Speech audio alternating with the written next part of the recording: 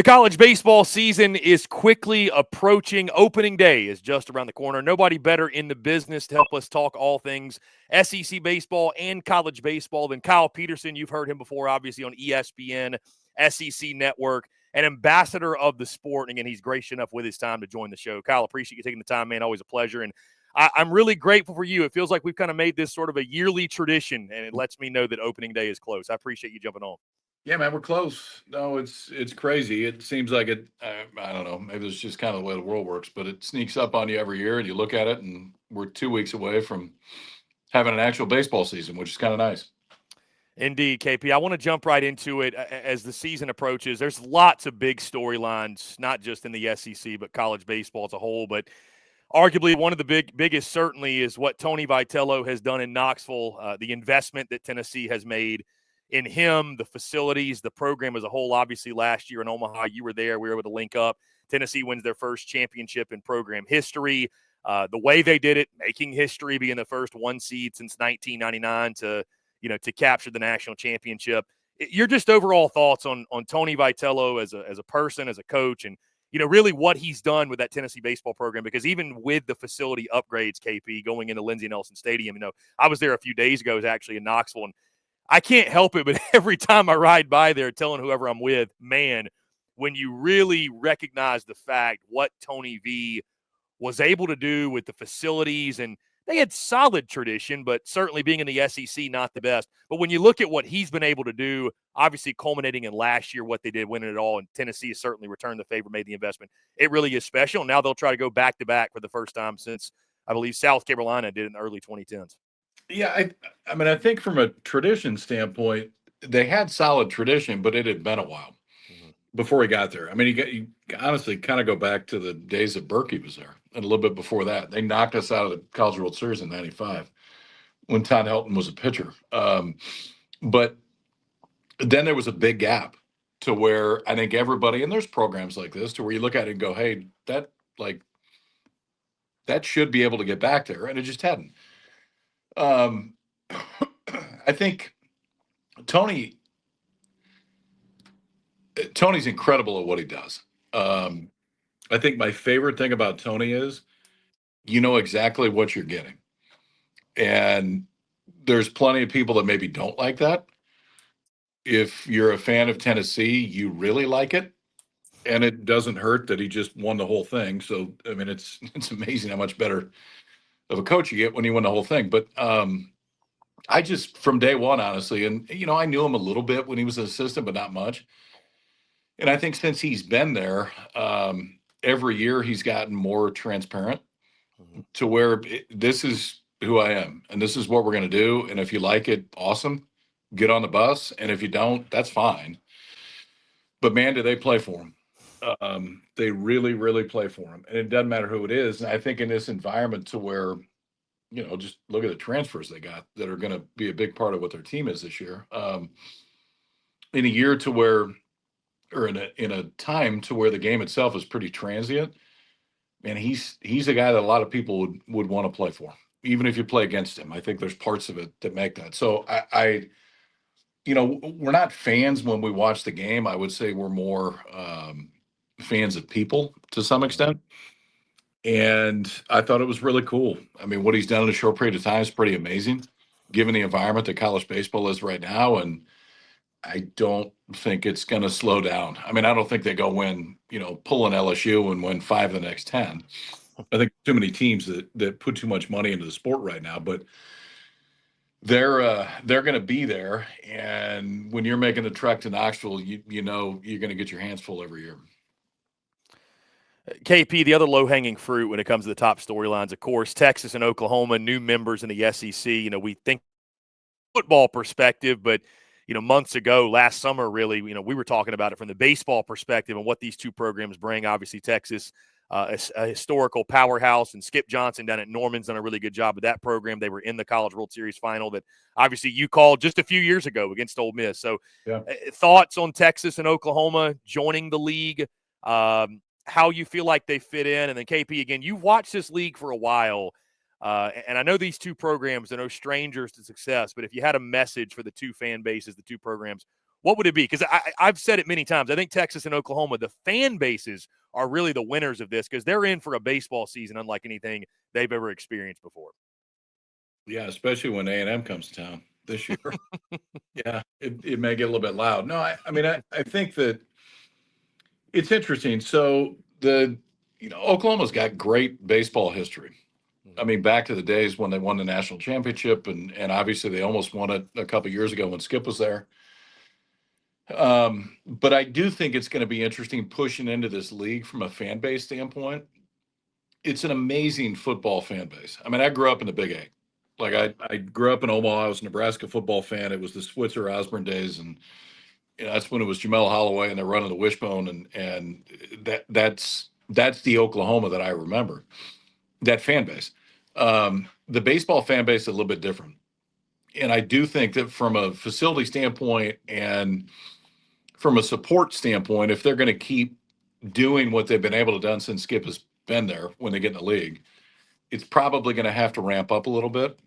Texas has always been very good at it. I know the Texas, Oklahoma, or A&M Texas comparisons is going to piss somebody off, but I think that's the reality of it. I think Skip's incredible at what he does. I think having Reggie there is a big deal because their offense is total chaos, and it's hard to defend them because they're going to run all over the place and make life really uncomfortable with you. The Texas piece is super interesting every year, but it gets more interesting when Schloss shows up.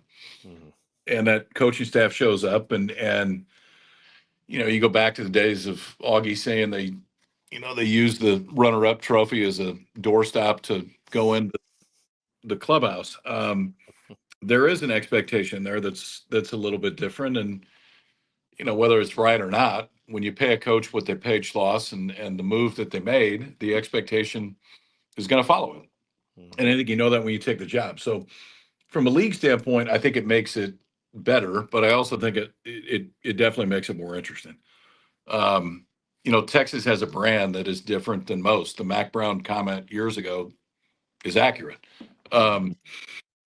So I think when they go on the road and when teams are coming in there, it's interesting. It's Texas. It is a little bit different. But when you look at it, OU's last 20-year baseball history isn't really all that different. Mm-hmm. I mean, when Augie was there, they had a hell of a run. David Pierce does not get enough credit for what he did when he was there, honestly. I mean, I did their super regional a couple of years ago when, it's game 3, tied in the 9th, ball goes up, gets above the lights. They can't see it. It falls. Stanford wins.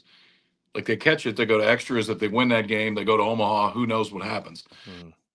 So I don't think David gets enough credit for what he did there. But that being said, Schloss has got his hands full, but he knows what he's walking into. I think it benefits the conference because you get 2 massive brands that come and 2 brands that have really, really good baseball history. KP, you mentioned Schloss and you touched on Texas A&M, and certainly their season is a lot bigger than one series, but it's hard not to look ahead, and I'm sure you're probably going to be on the call for that one. Yep. I would imagine you'll be in town when Texas hosts the Texas A&M Aggies in that 3-game set.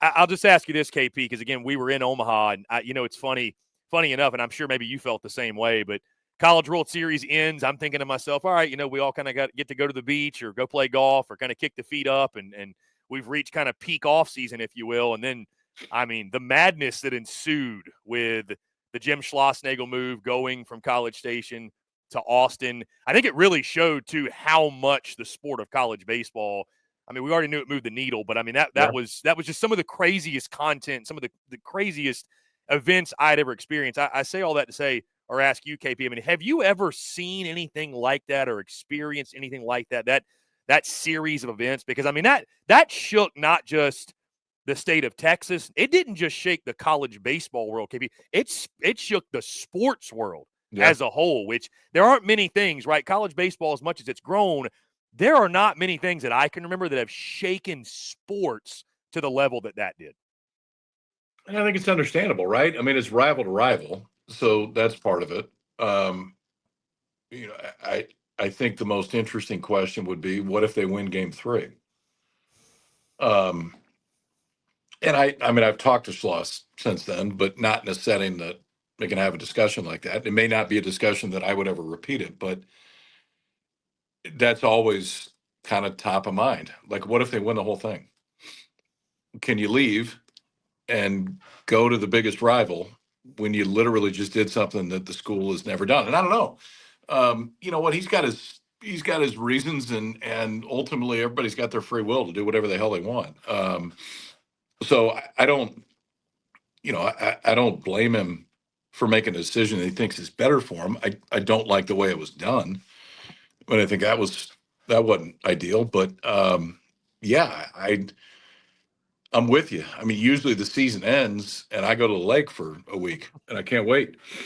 And the season ends, and the next day or that night, even Kendall's texting me going, "Hey, there may be something going on here." And before you know it, the guy that was wearing one uniform is wearing the other one a day later with his three assistants, at least at that time, standing behind him. So, part of it, and I guess this is the world we got to live in.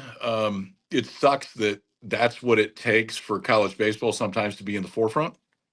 And I do think that the sport continues to grow, and it's in a better spot. It's rare, obviously. I mean, you see coaches change, but not often do coaches change and go to the biggest rival. And not often do coaches change, a day or two after you're a swing or two away from winning a national championship and the first one in the history of your school. So I I'm intrigued just to see the way that the season goes from a Texas standpoint. I mean, they should be good. They're always going to be pretty good. And Schloss he still has Nolan, and Max is one of the best pitching coaches in the country, so they're going to get dudes. But there's going to be a lot of people coming after him, and I don't think that's any different. I mean, it's Texas, right? Like, people are always going to come after him. But that being said, I think it may be a little bit different now. I'm all in to watch it. I'll tell you that. I can't wait to be down there for that A&M series, and I will be there the whole weekend. And KP, on the note of A&M, Michael Early takes over as their head coach. He had a ton of support from guys like Jay Slavilet, Gavin Grahovic. That's probably what kept them in College Station. But they are the preseason number one team in the country, I think for good reason. Ryan Prager is back. Yeah. I mean, so many key pieces of that club that, like you mentioned, was a game away from winning the ultimate prize. They're all back this season. I mean, I'm sure you're as high on A&M as many of us are. I think they're well-deserved preseason number one. But I'm curious to get your take. Again, you know the game, I would say, KP, as well as anybody out there. Challenges of trying to win the national championship with a first-year head coach. Granted, a head coach that was on the staff last year, but does that give you any concern with them, or do you think it's one of those things where they've got the talent to kind of outweigh any issues they could have? Yeah, I mean, I think there's a talent issue, but I also think Mike Early's a little bit different than most. I mean, back to his days at Arizona State before he got to A&M, when he was a volunteer, I think. I don't even think that was when there was only two assistants. The buzz around Early was different than most. And some of it, I think, was from a coaching standpoint, but the ability to influence players and the way that guys responded to him. And I would tell you, I think it's pretty telling that Mike Early gets a job, has never been a head coach, has the Texas colors on for a few days before he comes back. Nobody left. Nobody left. Like, you can fool a lot of people, man, but you can't fool a locker room. That's one place that I think it's one of the most honest places in the world, because guys just, I mean, they kind of let you know what they think. And in this case, when I mean, can you imagine if Lavalette or Grahovac or Kent or any of them go into the portal? And I know they're getting paid there, but I mean, they're getting paid a lot if they go somewhere else. So clearly, I mean, they had options if they wanted to go somewhere else, and that's the guy they want to play for. Is the in-game stuff going to be a little bit different? Sure. May not necessarily be a bad thing or a good thing. We'll see the way that it goes, but they played for him too, a lot. And there was a lot of allegiance. I mean, if you could look at the history of it, a bunch of those guys went in the portal, and when Mike got the job, they came out of the portal. So it doesn't mean you're going to go win 60 games and win the whole thing, but I do think they're really going to play for him.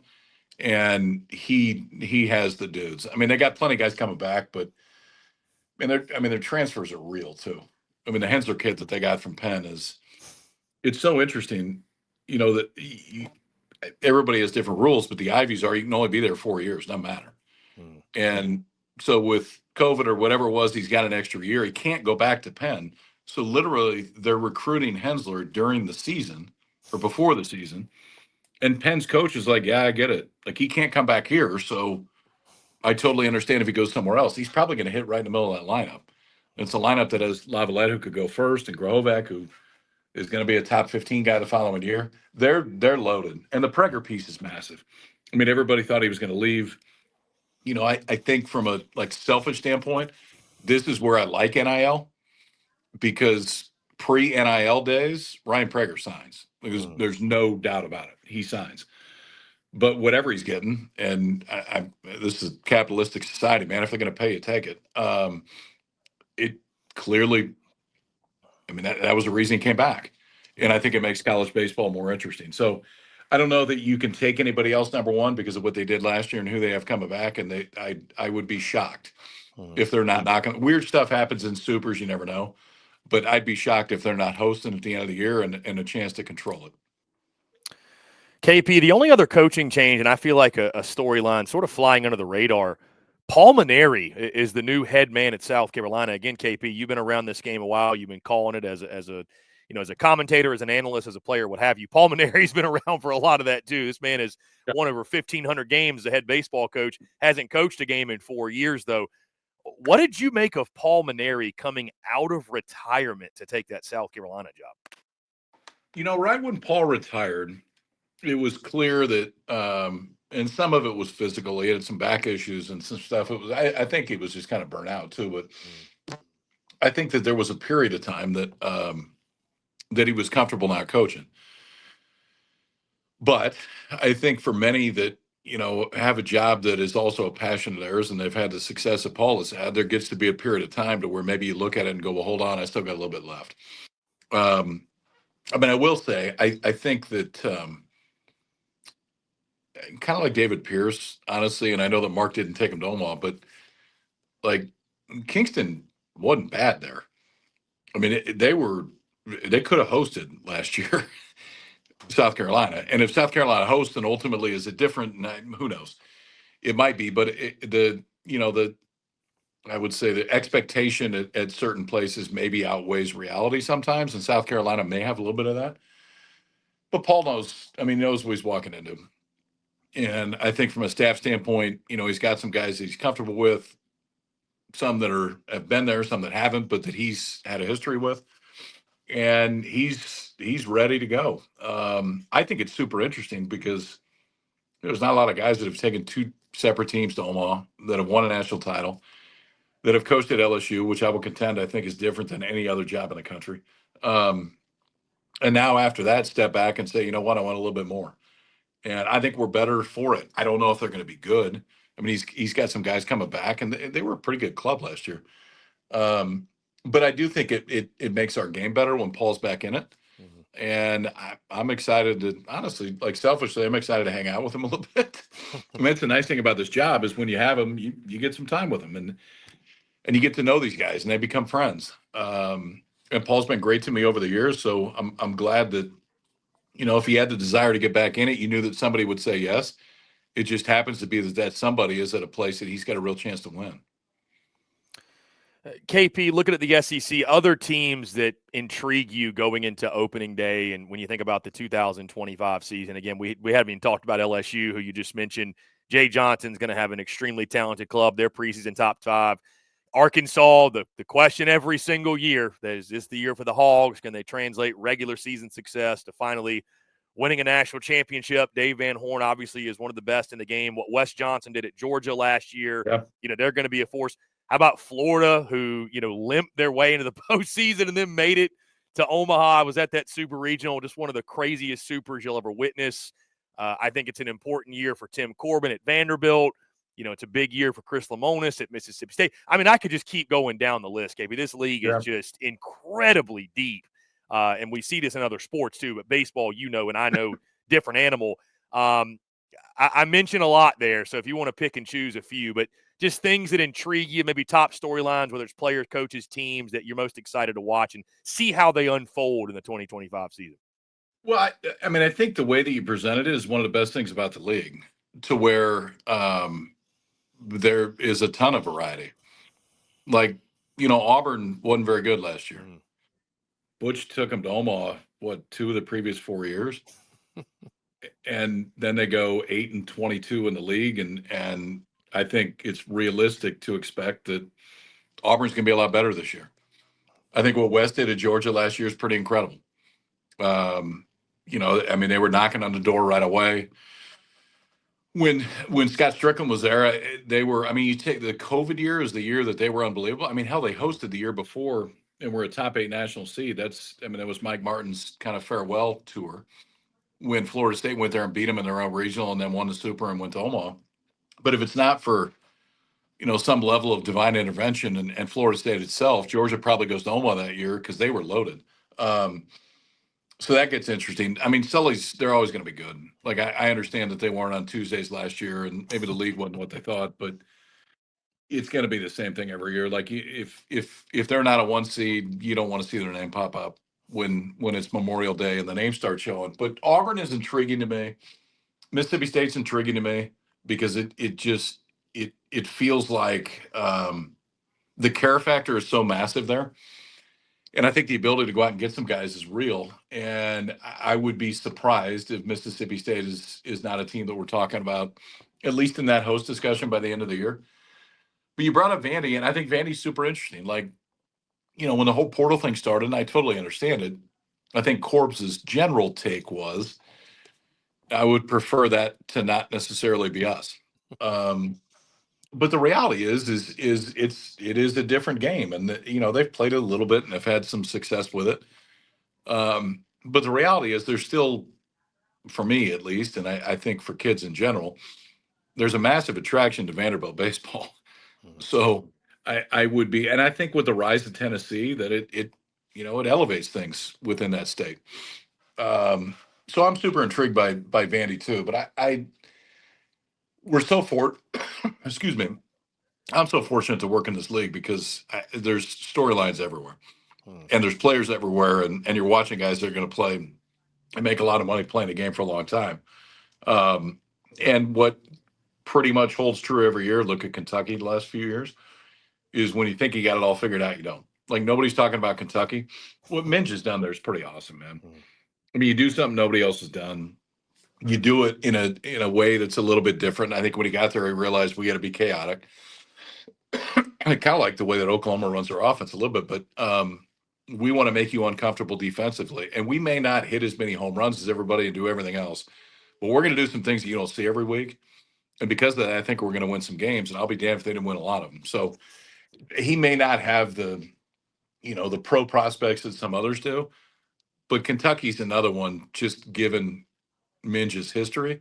That's one that you don't want to play because it's like playing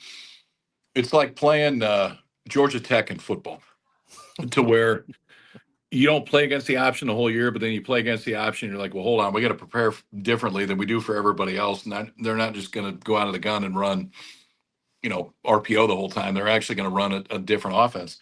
Kentucky does it to you from a baseball standpoint. You got to prepare differently for them than you do just about anybody else in the league. And that's why I think he's always going to have a chance. To your point, KP, I'm not seeing Kentucky in a whole lot of preseason top 25s. No. This team was literally in Omaha last year and won 22 conference games, in case folks forgot. So this is, I'm very intrigued by them as well, to your point. We've hit on essentially every single team, but just so that we get all 16, the two we didn't talk about, I know Missouri, the build with Carrick Jackson continues. We understand. I think that's probably the hardest job in the SEC. And yep. Ole Miss is the only other one that we didn't touch on that, it's funny, KP, we might be looking back a couple months from now saying, man, we should have spent a little more time talking about the Rebels because, I think the lineup maybe somewhat still of a mystery, but that starting rotation could be one of the SEC's best if some of those guys, if they click. I know some guys are coming back from injury. There's some dudes on that team, obviously, still that won the national championship a few years ago, especially in that pitching staff. So Ole Miss is going to be another one I think that's fascinating. Again, Mike Bianco, his standing, and he's a fantastic coach, but a lot of pressure down there in Oxford, and they want to get back to winning. So that's another one to keep a close eye on too. Yeah, they do. I think the Hunter Elliott piece there is so big, right? I mean, it's when you go back to what he did his freshman year and the way that he was, that's a game changer. I mean, Elliott is an ace in a time that it's hard to have a true ace, or at least he was an ace. So I think the biggest thing for Ole Miss on the weekend is, can he be? Doesn't need to be exactly what it was, but close. But man, they lost two really good players in the portal, and they both went to Tennessee.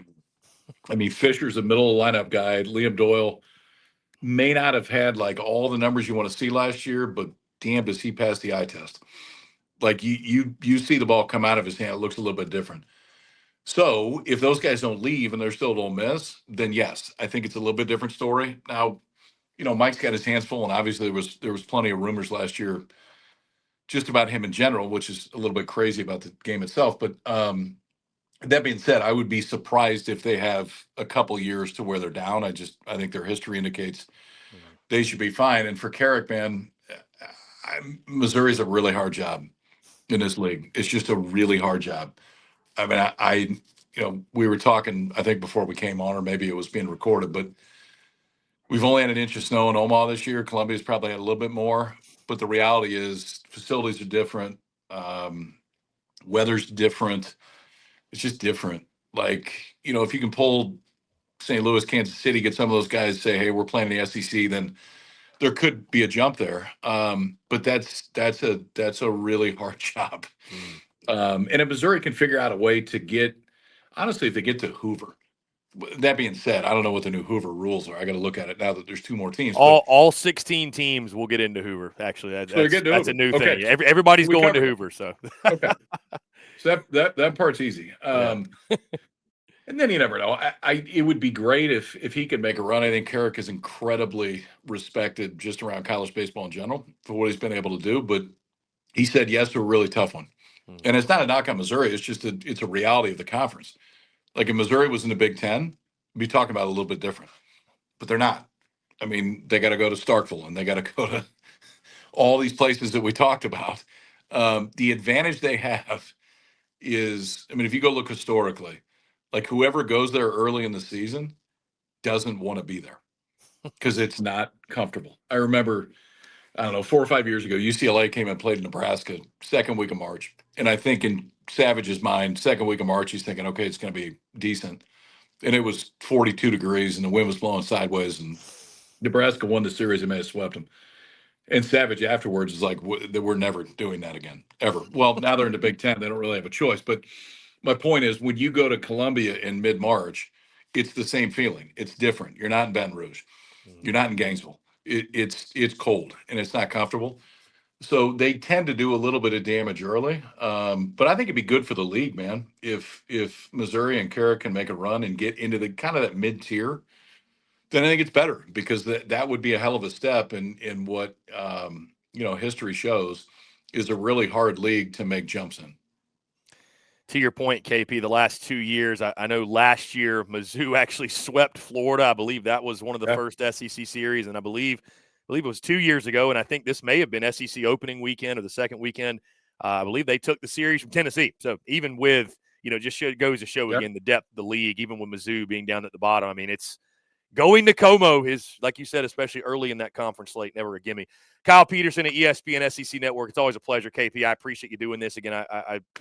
I always know opening day is close when we have these conversations. Last thing, I want to get your perspective on this because, again, you're gracious enough to talk to us about the SEC, but you are a West Coast guy, played your college baseball at Stanford. I know there's probably a special place in your heart for the West Coast and West Coast teams, if you will. But, last year we had 4 SEC teams and 4 ACC teams. And I remember hearing this chatter last year. I'm just curious to get your thoughts.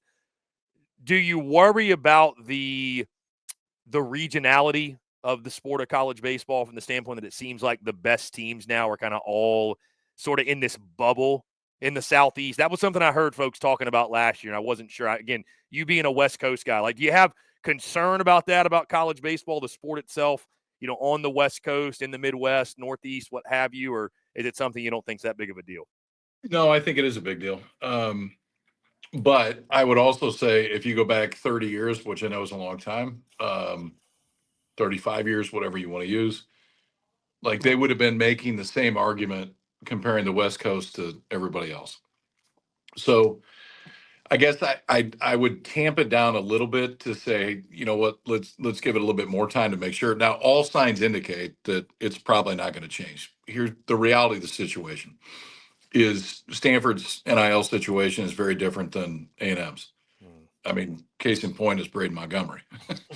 Braden Montgomery goes from Stanford to A&M, and I don't, I don't blame the kid. Like if that's what he was looking for, he absolutely found it. He's a wonderful kid. But their ability to, to pay the way that some others do is a little bit different. And I'm just using Stanford because I know that situation a little bit different, but it applies to the entire West Coast. It's no different. I think, for UCLA, SC, Oregon, Washington going into the Pac-10, or excuse me, going into the Big Ten could actually be interesting for them. It's not a bad league. I mean, it's actually a pretty good league. Nebraska should have a really good program this year. Indiana's been good. Michigan almost won it within the last 10 years. That makes the Big Ten better. The Stanford-Cal piece, the ACC, is super interesting to me. And I think it was the best spot that the two of them could have ended up after everything went upside down. But directly to answer your question, yeah, there's concerns because it's not that the schools don't have as much money. That's not what it is. The NIL world is different than an endowment world. We've seen that.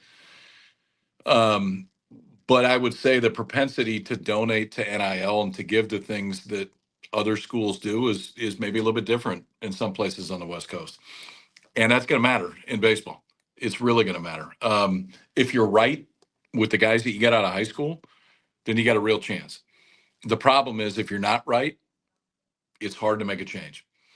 At other places where you have a bunch of NIL flexibility, if you're wrong with some guys on the front end, that's fine. We just go get some other guys. At other places where you can't go dollar for dollar when you get in that discussion, it is very different. So I think our game is better when it's, I would say, indicative of the entire country and where people play. Clearly, it hasn't necessarily been that way in the last 4 or 5 years. That being said, Stanford went to Omaha 3 straight years. They weren't as good last year, but they still went the 3 years prior to that. So West Coast baseball isn't dead, but it's definitely not what it was 30 years ago. 30 years ago, we didn't have cell phones. Like stuff changes, which I think there's a chance that it starts to shift back at some point. But for now, the SEC and the ACC look like juggernauts that aren't going to go anywhere. Once again, he's the best in the business, Kyle Peterson, SEC Network, ESPN. He's essentially the voice of the College World Series. KP, it's always a pleasure, man. I appreciate you taking the time and hope to see you down the road this college baseball season. Amen. Best time of year. Well, at least in 2 weeks it is, but we're almost there.